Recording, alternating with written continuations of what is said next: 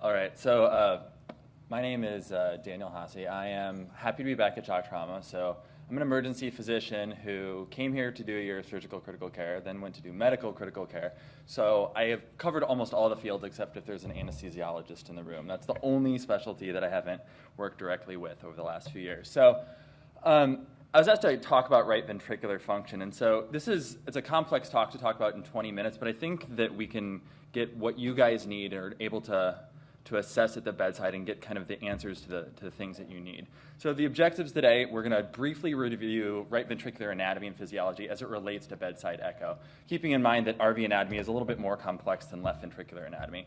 We're going to discuss the qualitative measures, meaning looking at it, seeing if it's there, and then the quantitative measures, so actually doing all the fancy things on the echo machine to say, oh yes, this is what it is, and this is how bad it is, and that's how it's going to change my management. And we'll talk about why some are good, why some are bad, and what are the ones that you actually need to do to determine RV dysfunction, or how bad your RV dysfunction is, or if it's decompensated, chronic RV dysfunction. So it's complex, but I think we can do it. And the last is to differentiate between acute and chronic RV dysfunction, which I think my biggest interest is determining if somebody has it. So when they walk in the door in the emergency department, or if they're coming from the community or another hospital for the first time, and you don't have an old echo, certainly if you have it to compare to, we can determine those things with a few different things on echo, but determining that it exists in the first place is also important.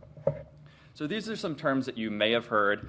I think a lot of you guys have probably heard TAPSE out there. I'm going to talk about a couple others that are used a little bit, but maybe not so much. You might not be as familiar with. And then these are the terms that I use for the different views. So PSL, PSS, A4C, and subxiphoid for our different views. A lot of you guys will be familiar with those. So talking briefly about RV anatomy. So keep in mind that the RV has two distinct areas. So you've got your sinus or your inflow tract, right? So that's where it receives blood from the right ventricle. And that's going to be a little bit different than your outflow tract, okay? So if we look at, here's going to be our sinus, and then our cone's going to be coming out this way, okay? Keeping in mind that any 2D picture of the RV does not accurately assess what the RV actually looks like. Keeping in mind that the RV is small and wraps around the LV, and then you have to think about how it contracts, okay? So unlike the LV, which has circumferential squeezing and then twisting, or the two major mechanisms for ejection fraction in the LV, RV works a little bit different, right? So when we think about the RV in the apical four-chamber view, right, we think about the RV going up and down. So it's longitudinal contraction, which actually is the major component of RV contraction, okay? The RV free wall contributes very, very little to the actual RV ejection fraction, or RV systolic function, okay? And actually the twisting of the LV, so think about the RV coming up, right? So it shortens, and then your free wall is going to come in, right? So now you've got all this fluid under pressure. And what the LV does is it comes in and punches that out, basically. So it's the three major mechanisms of RV. So it's way different than the LV in terms of ejection fraction and how it works. So it's a little bit more difficult to assess. But thinking mostly that the longitudinal function is probably the major component of RV systolic function, with LV contributing a good portion as well. I'm not going to go into major diastolic dysfunction because when you think about the RV, remember that it's thin-walled, right? So unlike the LV, when the LV really needs to relax to receive that blood, the RV doesn't need to do that quite so much in a normal patient, right? You or I, who doesn't have chronic pulmonary hypertension or a large PE, right? Our RV is thin-walled, right? So it receives blood very, very easily, all right? So we don't need to measure a lot of those things. And it's really just, so the size and shape of it are going to be the most reflective of diastolic function. So if you or I has an acute PE or acute something that happens, that RV is going to balloon out, right? Because it's thin-walled, and that's going to be more accurate of assessing your diastolic function in an acute patient. There are some quantitative ways in which we can measure, which is the right ventricular end diastolic area ratio to the left ventricular end diastolic area ratio. All that is saying, all right, well, the RV typically looks about half the size or less of the LV on apical four-chamber, right? So it's looking at it versus measuring it. And I think we'll talk a little bit about both of those. But you can actually measure tissue Doppler through the tricuspid annulus. Remember, we did it in the mitral annulus on the left side of the heart. You can actually do that on the right side of the heart as well. Nobody does it, okay? So when I was talking to our in-house sonographer, Hina, who is basically my go-to for all things that I don't understand. She's like, no, nobody actually does any of this stuff, okay? As far as like tissue Doppler imaging and a lot of these complex things. But I think you have to understand, to differentiate a chronic, tissue Doppler imaging makes more sense, right? Because this is a person who's going to have a chronically thickened RV wall, right? So they actually do need to relax more than the normal person with a free wall, right? Who's thin and compliant. So once again, RV dilation is equal to RV diastolic function. So looking at the size and relationship, so this is going to be best viewed on the apical four-chamber subxiphoid views. You want to view through the tricuspid and mitral valves on apical four-chamber, and your RV should be about a third to maybe half the size of the LV. Keeping in mind that we're always looking at a 2D image of a 3D structure. And the complex thing about the RV is that if you cut it wrong, you can see a hugely different area. So you have to go through the right view. But you can also see RV dilation on parasternal long and parasternal short views. You can't actually measure or assess it. If you're noticing the RV on parasternal long and then parasternal short, it should key you into maybe there's something going on. You're not actually going to measure anything or determine it obviously when you're doing your parasternal long and short before you go to your apical four, but it should kind of key you into like, this RV doesn't look quite right on those views, right? So once again, the RV is going to be small and crescent shaped on parasternal short and triangular and apical four chamber. All right, finally some pictures. Thank God.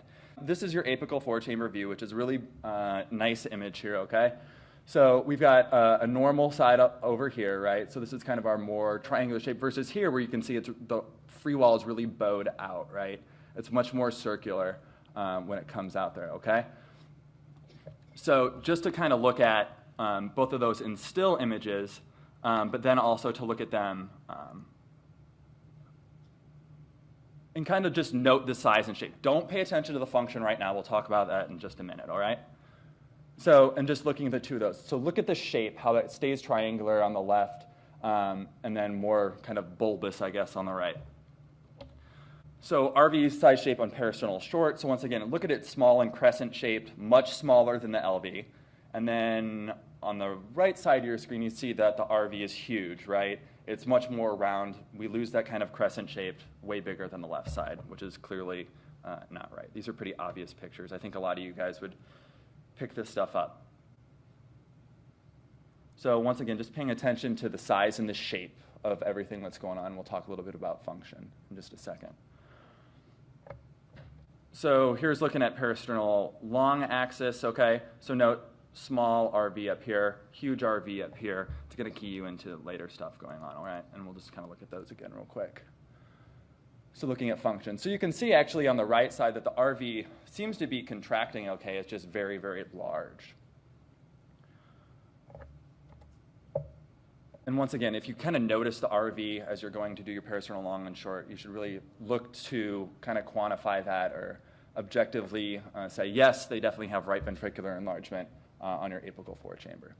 So what is this right ventricular end diastolic blah, blah, blah? So all this is basically measuring the level of dilation that you have, okay? You don't need to know these numbers. You're probably never going to do this. But all it's doing is you may see it in the literature or you may see it in one of these critical care ultrasound texts.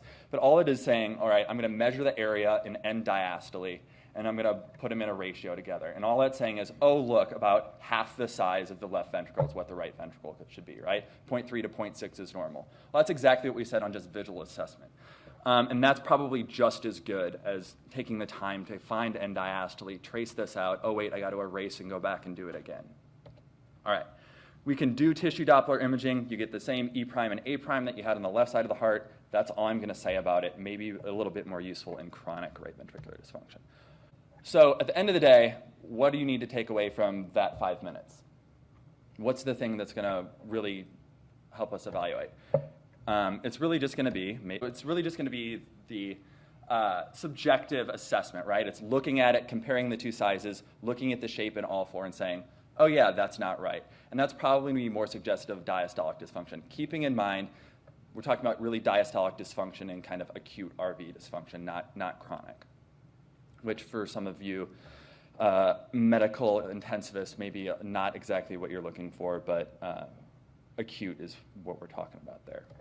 All right, so let's talk about RV systolic function. There is a ton of stuff, and I'm going to go over a lot of these things because I think they're kind of cool, but we'll kind of hit home what the major things are. Once again, visual assessment being kind of the first thing that we're going to talk about. We talked about, we're going to assess, here I want you to pay attention more to the longitudinal component, which we talked about being the major contribution to the RV ejection fraction, and then look at the free wall movement as well. It's much harder to assess how much the LV is going into the RV on any real view, but note that it happens. But really, you're looking at longitudinal function here, okay? So let's play a clip of that. Maybe. There we go. So look at your... By longitudinal function, how well that free wall... Yeah, exactly. So how, if I can get my cursor up there, which I can't now for some reason. So if you look at your tricuspid annulus here, look how much it's going up in the longitudinal direction, right? You can see how much that free wall is going up and down. That's what we're really looking for. And then you can also, this isn't the best view for the free wall coming in, but you can definitely see that it is coming in some and closing in on that space. So a lot of you, how many of you guys have heard of TAPSE? About half. How many of you measure TAPSE routinely? One. Yes. One. There we go.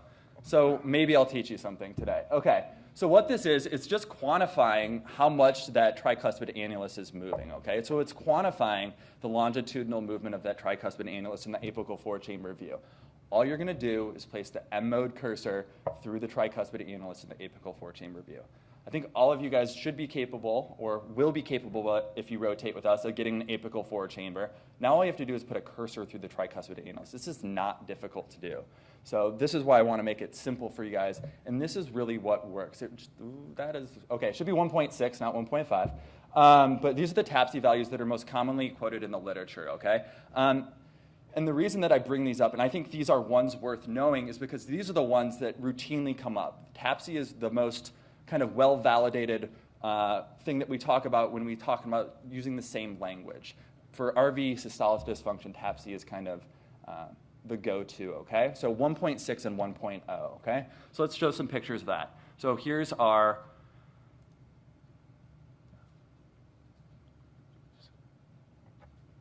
RV function again, thinking about that RV tricuspid annulus movement, and then now we can see where we place the M-mode Doppler through. We don't need to put the dot anywhere in particular, but we're kind of putting it, we're showing it kind of where the tricuspid annulus is there, right?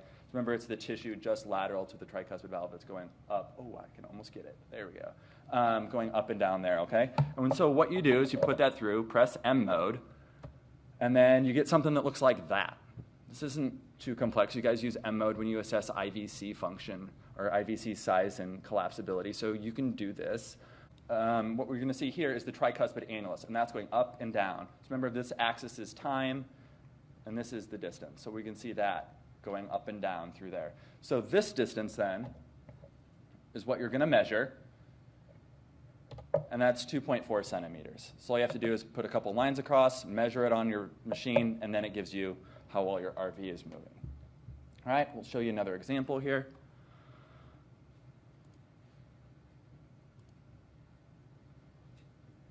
All right, so we can see that there is some tricuspid annular movement.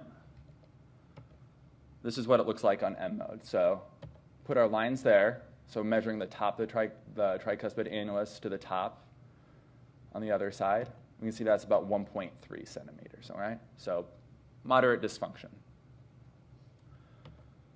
All right, so the reason I think this is one of the big take-home points today is that if we're going to use a objective measure of right ventricular function, TAPSE is really what we should be measuring, okay?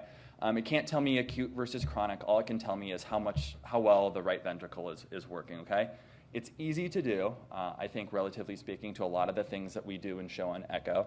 And it's the most commonly communicated way to talk about the right ventricle and its systolic function, okay?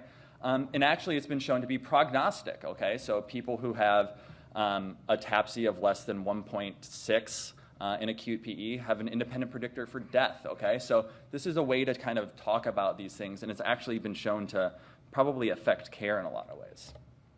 All right, I'm going to talk briefly about septal dyskinesia. So what that is, septal dyskinesia is actually movement of the septum towards the LV at end end systole. And that may sound a little weird at first, but keep in mind that RV contraction takes a little bit longer than LV contraction. And when you have acute right heart failure, RV contraction is going to be significantly longer than LV. And so what you'll see is the LV is starting to relax, and the RV continues to contract. So as the RV continues to contract, the septum is going to move over into the left side. So what you'll see is, we'll show it to you on M mode here, which is, I think, kind of the best way to see it. One of the other things I like to call it, I couldn't think of a good term, but kind of that septal flickering. So what you'll see is the septum kind of bouncing back a couple times. What that is, instead of contracting the LV and relaxing, it's contracting, relaxing, and contracting again because the RV is continuing to push on it because it's an acute failure. All right? We can do some other measures like the eccentricity index, which sometimes you'll see from the cardiologists. I don't think it's particularly helpful. And then you can do some other PA measurements. I want to be very clear that most of the literature to talk about pulmonary artery pressure estimation is not very good for echo, okay? We do it, we report it, but it's not concordant if you put in a PA catheter, okay? Because it doesn't really talk about the chronicity of the disease, and it's just a poor estimation. All right, so let's look at these real quick. So once again, just looking at shape, okay, we can see that the septal shape is much more round.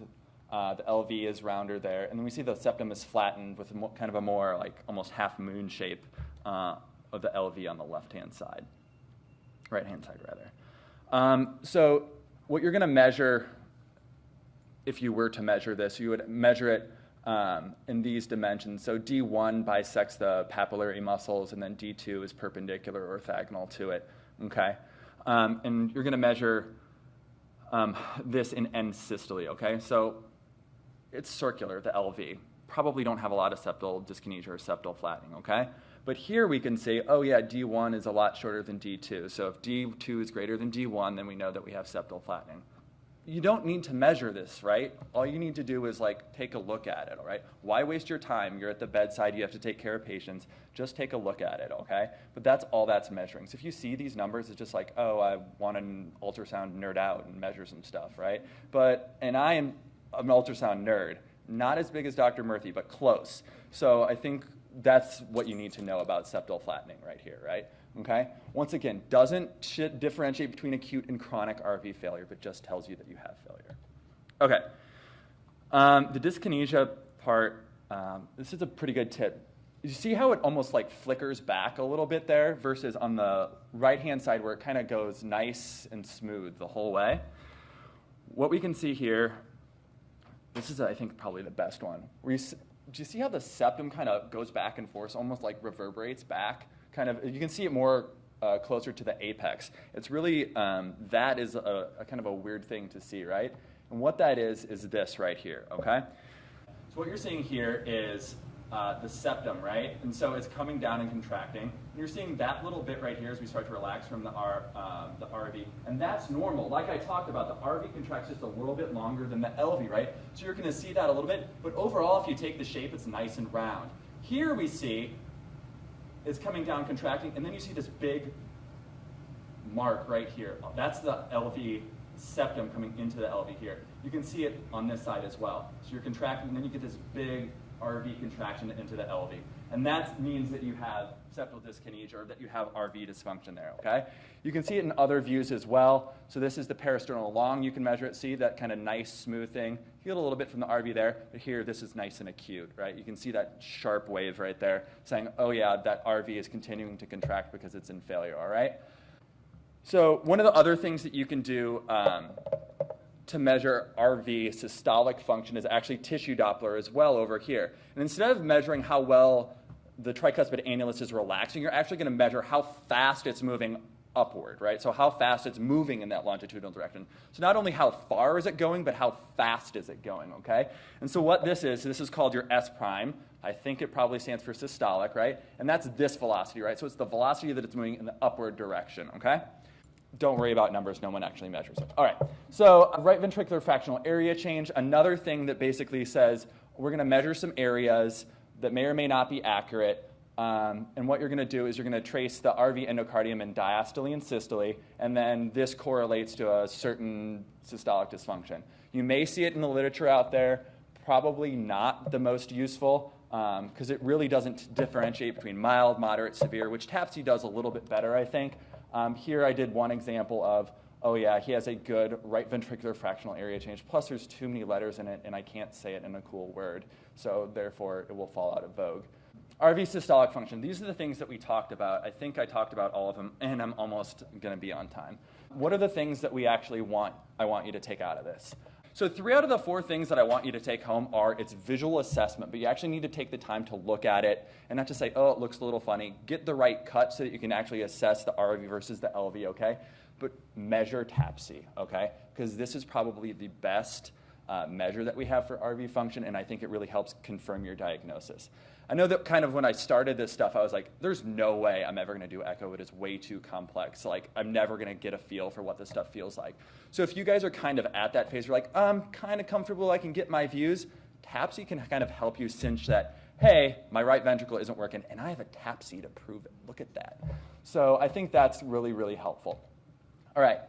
Quickly, acute versus chronic core pulmonale, or acute versus chronic right ventricular dysfunction, kind of synonymous in the echo world. So there's no definitive criteria, okay? This is the clinical diagnosis. And I think the thing that makes it even more complex is patients with pulmonary hypertension or chronic RV failure coming with acutely decompensated chronic RV failure, right? So it's like, how am I supposed to tell that? It's very, very difficult, so it's a clinical diagnosis. So I think knowing that the free wall is probably one of the best ways to distinguish between the two, knowing that a thin free wall really suggests that this is acute. But as early as 48 hours, you can see doubling in the RV size. So that is not super, super helpful in telling you how acute this is, right? If somebody's had chest pain for the last couple days and they have a big PE and now their RV's big, you're like, well, is that because what's going on? You don't really know if that's chronic or acute.